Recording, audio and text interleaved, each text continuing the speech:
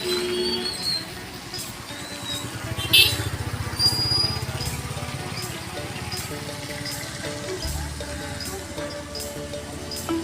পামস্থিত হিমাংকৰ মন্দিৰত সচেতন মন্দিৰত ভালুকপুং উপলক্ষে সচেতন জীৱ মঞ্চৰ উদ্যোগত এটি বিনামূলীয়াকৈ শীতল পনীয়াৰ ব্যৱস্থা কৰা যায়। আৰু এই শিবিৰটোত দেখা গৈছে যে আপোনাৰ যথেষ্ট ভক্তৰ সমাগম হৈছে।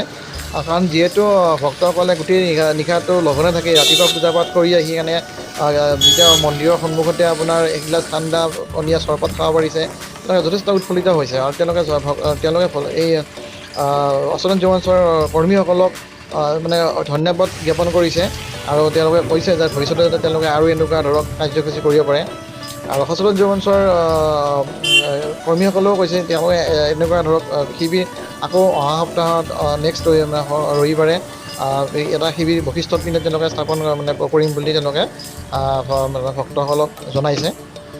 আমি আজি সচেতন জীৱ মঞ্চৰ উদ্যোগত আমি আজি বিনামূলীয়াকৈ শীতল পনীয়া খোৱাৰ ব্যৱস্থা কৰিছোঁ। আপোনাৰ হিমাশংকৰ মন্দিৰৰ ওচৰত যোনটো আজি বলবমৰ প্ৰথম দিনা আমি আজি এনেকুৱা ধৰণৰ শীতল পনীয়া এটা ব্যৱস্থা কৰিছোঁ। মোটামুটি 500-600মান মানুহ খোৱাৰ কাৰণে ব্যৱস্থা কৰা হৈছে। আৰু এনেকুৱা প্ৰগ্ৰাম নহয়, আমি বিভিন্ন ধৰণৰ কাৰ্যসূচী আমি সচেতন জীৱ মঞ্চৰ উদ্যোগত কৰি থাকোঁ। গুৱাহাটী মেডিকেল কলেজত বিনামূলীয়াকৈ খাদ্য বিতৰণ হওক আদি কৰি বানপানী সাহায্য বিভিন্ন ধৰণৰ কাৰ্যপন্থা আমি হাতত ল'বলৈ ব্যৱস্থা কৰি আছোঁ। যে আমি আপোনাৰ মাজুলীলৈ বান সাহায্য দিবলৈ আমি এটা ব্যৱস্থা চলাই আছোঁ। এনেকুৱা ধৰণৰ বিভিন্ন কাৰ্যসূচী আমি সচেতন জীৱ মঞ্চৰ উদ্যোগত আমি আগন্তুক দিনত কৰিবলৈ আমি চেষ্টা কৰিম। এনেকুৱা ধৰণৰ আজি ধৰক আপুনি দেখিছে ভীমাশংকৰ মন্দিৰত যথেষ্ট মানুহৰ আগমন হৈছে।